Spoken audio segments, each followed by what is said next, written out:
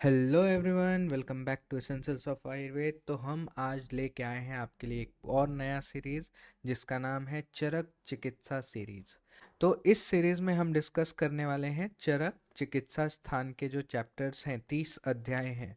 तो उन 30 अध्याय को हम लोग डिस्कस करेंगे। तो इस सीरीज को स्टार्ट करने का हमारा एक ही मोटिव है कि सबसे पहले देखो, चिकित्सा स्थान में जो है वो चैप्टर्स बहुत बड़े बड़े हैं। तो लास्ट टाइम के में रिवीजन करने में बहुत ही दिक्कत होने वाला है। इसलिए कम से कम हर चैप्टर का थोड़ा थोड़ा थोड़ा थोड़ा आना चाहिए। और मेनली क्या आना चाहिए, उसका चिकित्सा, क्योंकि जो हमारा फाइनल ईयर में है वो हमें चिकित्सा मोस्ट एक्सपेक्टेड है। बाकी तो जैसे लक्षण वगैरह है, प्रकार वगैरह है, या फिर पूर्व रूप निदान वगैरह, वो सब सेकेंड ईयर में अपेक्षित था। डायग्नोसिस करना वहाँ पे अपेक्षित था, लेकिन फाइनल ईयर में चिकित्सा ज़्यादा एक्सपेक्टेड है। तो हम लोग इस सीरीज में हम लोग चिकित्सा को ध्यान में रखते हुए, और चरक ने कौन कौन से मेन योग बताए हैं, कौन कौन से मेन कल्प बताए हैं, उसको हम लोग डिस्कस करेंगे। तो हर अध्याय के हम लोग चिकित्सा सिद्धांत डिस्कस करेंगे और उसके मेन कल्प को डिस्कस करेंगे। इस सीरीज का हमारा मोटो यही है, ठीक है। तो चलिए स्टार्ट करते हैं इस सीरीज को। इस सीरीज का ये पहला वीडियो है जिसमें हम लोग चरक का चिकित्सा स्थान का 21st चैप्टर डिस्कस कर रहे हैं, विसर्प चिकित्सा। ठीक है, विसर्प चिकित्सा। तो मेरी आपसे एक रिक्वेस्ट है कि आप इस वीडियो को ज़्यादा से ज़्यादा लाइक करें, अपने दोस्तों में शेयर करें और कमेंट बॉक्स में लिखें कि आपको ये कैसा लगा वीडियो। इससे क्या होगा कि मुझे मोटिवेशन मिलेगा एक तो, और दूसरा मुझे आइडिया भी लगेगा कि आपको इसी तरीके के वीडियो चाहिए ताकि आप लास्ट में अच्छे से प्रिपेयर कर पाओ। ठीक है, तो चलिए स्टार्ट करते हैं। तो आचार्य ने इसको विसर्प क्यों बोला है? तो अनेक प्रकार की गतियों से शरीर में सभी प्रदेशों में गमन करता है, इसलिए इस रोग का नाम विसर्प दिया गया है। आचार्य चरक ने इसको विसर्प नाम दिया है। अभी एक और वर्ड आता है परिसर्प। तो परिसर्प क्यों बोला है? तो शरीर के सभी प्रदेशों में शीघ्र गमन करने के कारण इसको यहाँ पे परिसर्प भी बोला है। तो विसर्प क्यों? क्योंकि सभी प्रदेशों में गमन करता है और शीघ्र गमन करता है, इसलिए इसको परिसर्प कहा गया है। ठीक है, अभी इसके भेद कितने हैं? तो इसके भेद आचार्य ने 7 प्रकार बताए हैं। ठीक है, 7 बताए हैं। अभी दोषों के कारण धातुओं को दूषित करने से इसके 7 प्रकार बताए हैं। कौन कौन से हैं 7 प्रकार? तो पृथक दोष से यहाँ पे 3 हो गए, वातज पित्तज कफज, और द्वंद्वज से हो गए हमारे पास 4, वात पित्त, पित्त कफ, वात कफ और सन्नी पातज। तो ये हमारे पास 7 प्रकार हो गए यहाँ पे। अभी यहाँ पे इन्होंने जो वात पित्त, पित्त कफ और वात कफ है, तो उसको अलग अलग नाम दिया है। जैसे वात पित्त को इन्होंने आग्नेय विसर्प बोला है, पित्त कफ को इन्होंने कर्दम विसर्प बोला है, और वात कफज को इन्होंने ग्रंथि विसर्प बोला है, ग्रंथि विसर्प। ठीक है, और सन्नी पातज में तो तीनों दोष आ जाएंगे, वात पित्त और कफ। ठीक है, नेक्स्ट एक और चीज इंपॉर्टेंट है कि इसमें 7 दुष्य का भी उल्लेख आया है। और किस व्याधि में 7 दुष्य का उल्लेख आया, आप मुझे कमेंट बॉक्स में बताओगे। ठीक है, तो कौन से हैं 7 दुष्य? रक्त, लसिका, त्वचा और मांस। रक्त, लसिका, त्वचा और मांस, और 3 दोष जो है वो मिलके सप्त दुष्य बनाते हैं। आचार्य चरक ने इसमें सप्त दुष्य बोला है। और किस व्याधि में सप्त दुष्य बोला है, आप मुझे कमेंट बॉक्स में बताओगे। ठीक है, अभी स्थान के अनुसार भी इसके 3 भेद बताए गए हैं। एक बहिर आश्रित, यानी कि बाहर त्वचा आदि में आश्रित रहेगा। अंतः आश्रित, यानी कि मध्य शरीर में आश्रित रहेगा। अंदर धातु जैसे मांस धातु, मेद धातु, अस्थि धातु, वहां पे आश्रित रहेगा। और फिर बहिर अंतः आश्रित, यानी कि उभय आश्रित, दोनों जगह ही आश्रित रहेगा। तो जो बाहर वाला है, बहि आश्रित है, वो बहिर आश्रित जो है वो सुख साध्य होता है। अंतः आश्रित जो है वो कृच्छ साध्य होता है। और जो बहिर अंतर आश्रित है वो असाध्य होता है। ठीक है, तो 3 प्रकार के विसर्पों को उत्तर उत्तर गुरु समझना चाहिए। तो अब हमने जो है वो थोड़ा सा चैप्टर का रिकैप देख लिया। अब हम करेंगे चिकित्सा, जो कि हमारा मेन मोटो है इस सीरीज को स्टार्ट करने का। तो चिकित्सा में सबसे पहले हम लोग देखते हैं चिकित्सा सिद्धांत। अगर आपको चिकित्सा सिद्धांत के श्लोक भी चाहिए होंगे तो नेक्स्ट वीडियो से हम चिकित्सा सिद्धांत के श्लोक भी डिस्कस करेंगे। इसलिए मैं बोल रहा हूँ जो भी आपको चाहिए आप वहाँ पे कमेंट बॉक्स में डालिए, आप लिखिए, वहाँ से मैं आइडिया उठाऊंगा और फिर नेक्स्ट वीडियो में उसको अप्लाई करूंगा। ठीक है, तो पहला सिद्धांत क्या है, अगर यदि साम दोष कफ स्थान में स्थित है, कफ स्थान में स्थित है तो चिकित्सा कैसे करनी है। अभी कफ स्थान की चिकित्सा हमें आती है कि लंघन करना है और वमन करना है। ठीक है, तो पहला स्टेप हुआ, अगर कफ स्थान में स्थित है, दोष जो है वो कफ स्थान में स्थित है, तो हमें क्या करना है, लंघन करना है और वमन करना है। ठीक है, दूसरा स्टेप है कि औषध आहार हमें तिक्त रस वाला लेना है। ठीक है, और तीसरा स्टेप क्या है, रुक्ष शीत वीर्य द्रव्यों से वहां पे लेप करना है, रुक्ष शीत वीर्य द्रव्यों से लेप करना है। तो ये व्याधि प्रत्यनिक चिकित्सा हो गई। क्या हो गई ये, व्याधि प्रत्यनिक चिकित्सा। ठीक है, प्रत्यनिक चिकित्सा हो गई। तो क्या क्या हुआ, तो जब जो दोष है वो कफ स्थानगत है तो हमें सबसे पहले लंघन वमन करना है, फिर वहाँ पे औषधि आहार में तिक्त रस वाला आहार लेना है, थर्ड है रुक्ष शीत वीर्य द्रव्यों से लेप करना है। ठीक है, अगर जो दोष है पित्त स्थानगत दोष है, अगर जो दोष है साम दोष पित्त स्थानगत है, तब उसकी चिकित्सा कैसे करेंगे, ये ऊपर वाला रिपीट कर दो, ऊपर वाला तीनों रिपीट होगा, लंघन करना है, वमन करना है, औषधि आहार में वहां पे तिक्त रस वाले आहार लेने हैं, और रुक्ष शीत वीर्य द्रव्यों से लेप करना है, और ऐड करना है इसमें पित्त की चिकित्सा। पित्त की चिकित्सा क्या होती है हम जानते हैं, विरेचन।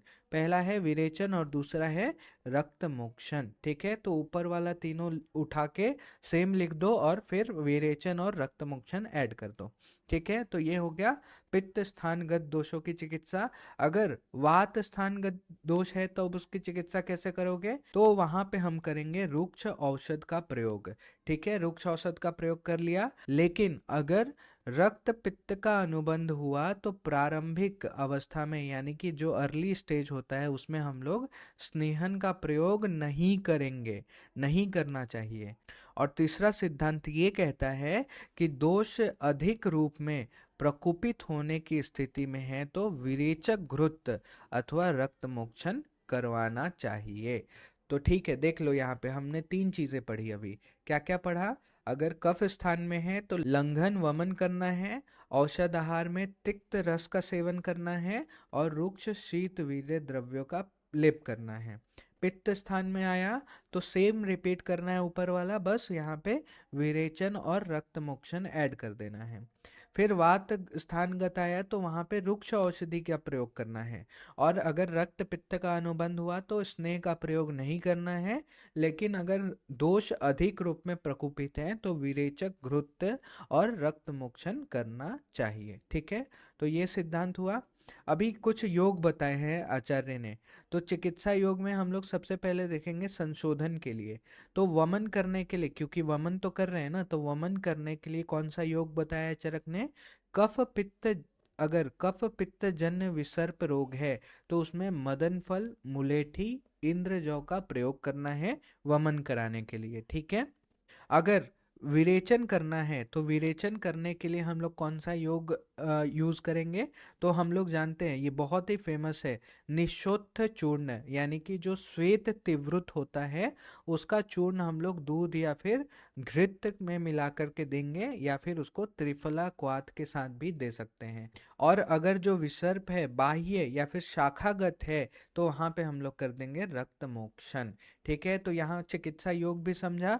अगर वमन करना है तो वहां पे हम लोग, अगर वमन करना है और कफ पित्त जन्य विसर्प है तो मदन फल, मुलेठी और इंद्रजौ, इनका प्रयोग करना है। अगर विरेचन करना है तो निशोत्थ चूर्ण को त्रिफला क्वाथ के साथ दे दो, या फिर दूध के साथ दे दो, या फिर घृत के साथ दे दो। और अगर बाह्य है, शाखागत है विसर्प, तो वहां पे रक्त मोक्षण कर दो। ठीक है, इतना समझ में आया।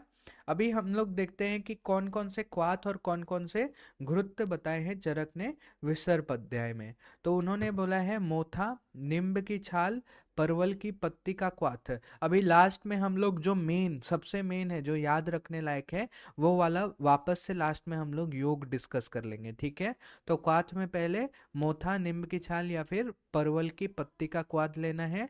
चंदन आदि क्वाथ है, सारिवा आदि क्वाथ है, कीरा तिक्त आदि क्वाथ है और प्रपौंड्रिक आदि क्वाथ है, ठीक है। तो मेन तो हम लोग ये याद कर सकते हैं कि देखो विसर्प में पित्त और रक्त होना जरूरी है, बिना इनके तो ये डेवलप ही नहीं होगा।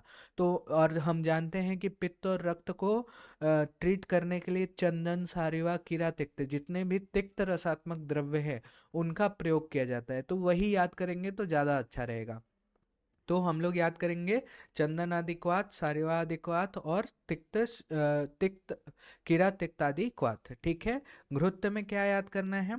तो घृत में हमारे पास महातिक्त घृत है, त्रायमान घृत है, शत धौत घृत है और दुर्वा घृत है। तो महातिक्त घृत, त्रायमान घृत, सत धौत घृत और दुर्वा घृत, तो ये हम लोग घृत याद करेंगे, ठीक है। नॉर्मल मात्रा हम लोग क्या यूज करते हैं घृत के लिए? 10 से 30 ml मात्रा हम लोग यूज करते हैं। 10 to 30 ml बीडी हम लोग दे सकते हैं या फिर रसायन काल में हम लोग दे सकते हैं। क्वाथ के लिए हम लोग नॉर्मल मात्रा 20 to 30 ml यूज कर सकते हैं बीडी, ठीक है।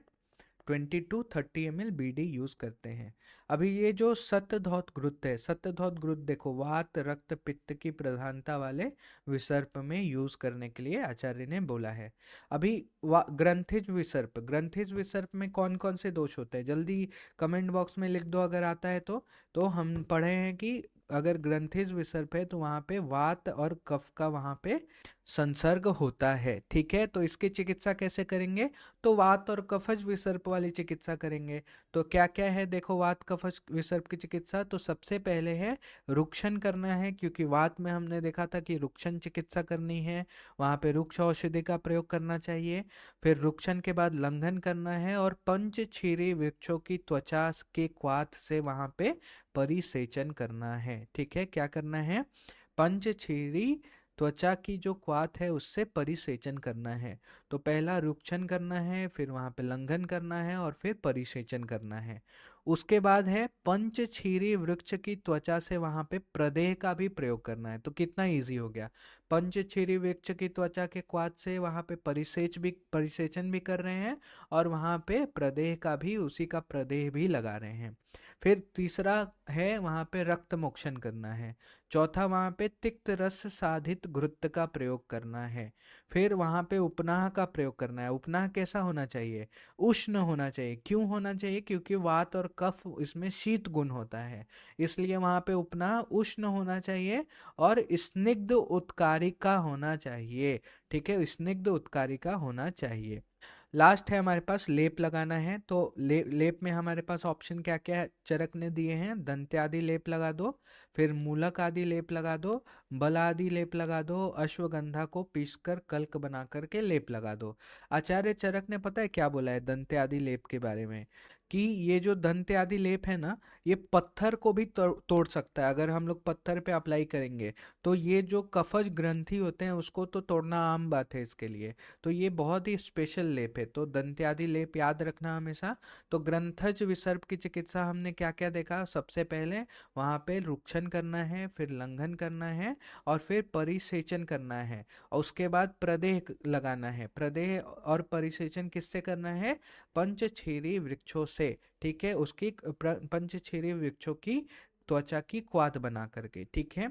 और रक्त मोक्षण करना है, फिर तिक्त रस साधित घृत का प्रयोग करना है, उपनाह लगाना है, उष्ण उपनाह लगाना है और फिर लेप, लेप में दंत्य आदि लेप, बला आदि, मूलक आदि लेप का प्रयोग करना है, ठीक है।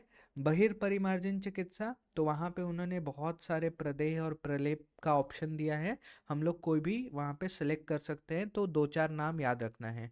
कौन कौन सा नाम याद रखोगे? देखो सारीवा, अगेन हम जानते हैं कि विसर्प एक जो है वो पित्तज रक्तज प्रधान व्याधि है, तो सारीवा वो उसके लिए बहुत ही बेस्ट है। अगेन न्योगोद्रा आदि लेप, अगेन ये कषाय रसात्मक होता है, क्योंकि इसी को तो पंचवल्कल भी बोलते हैं ना, तो ये कषाय रसात्मक है और कषाय रस जो है वो रोपण के लिए बेस्ट माना गया है। तो न्योगोद्रा आदि याद कर लिया और सारीवा याद कर लिया। उसी तरह उदुम्बर भी याद कर लो, ठीक है, उदुम्बर का प्रदेह यूज कर रहे हैं। और त्रिफला तो हर जगह चलता ही है, तो त्रिफला आदि लेप भी याद कर लो। तो चार हमने याद कर लिया, क्या क्या, उदुम्बर आदि प्रदेह, न्योगोद्र आदि प्रदेश, सारीवा आदि लेप, और फिर वहां पे त्रिफला आदि लेप हम लोग लगा देंगे। ठीक है, तो यहाँ तक हमने चिकित्सा सिद्धांत पढ़ा। जैसा कि लास्ट में मैंने बोला था कि कंपाइल करके जो मोस्ट इंपॉर्टेंट है वो दे दूंगा। तो ये देखो, क्वाथ में हमें याद करना है मुस्ता, चंदन, सारीवा, किरातिक्त और प्रपौंड्रिक आदि क्वाथ। ठीक है, ये याद ही करना है। ठीक है, फिर ये तीनों बहुत ही इंपॉर्टेंट है। उदुम्बर, उनका से याद कर लो, उनका उनका उनका से याद कर लो। उदुम्बर आदि प्रदेय, न्योगोद्र आदि लेप, और फिर वहां पे का से कालिया आदि लेप। कालिया आदि जो कालिया है ना, कालिया, कालिया आदि लेप, कालिया एक चंदन का भेद है। ठीक है, तो कालिया आदि लेप। और दंती तो हमने, ये मैंने बताया भी कि चरक ने इसको बोला है कि पत्थर को भी तोड़ सकता है। तो दंते आदि लेप और मूलक आदि लेप।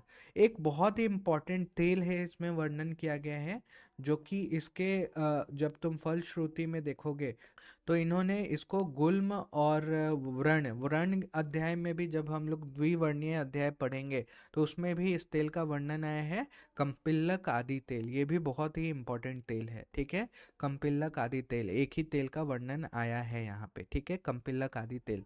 तो thank you, hope you like the video, please do like share and subscribe. तो प्लीज वीडियो को लाइक करो, ऐसे ही छोड़ के मत जाओ। और पसंद आया तो लाइक कर दो, और कमेंट करो कि वीडियो में और क्या मैं एक्स्ट्रा डाल सकता हूँ। मुझे लगता है इतना एनफ है, ताकि एक कम से कम हमारे दिमाग में कॉन्सेप्ट बैठ जाए कि चिकित्सा इसकी करनी कैसे है। ठीक है, थैंक यू।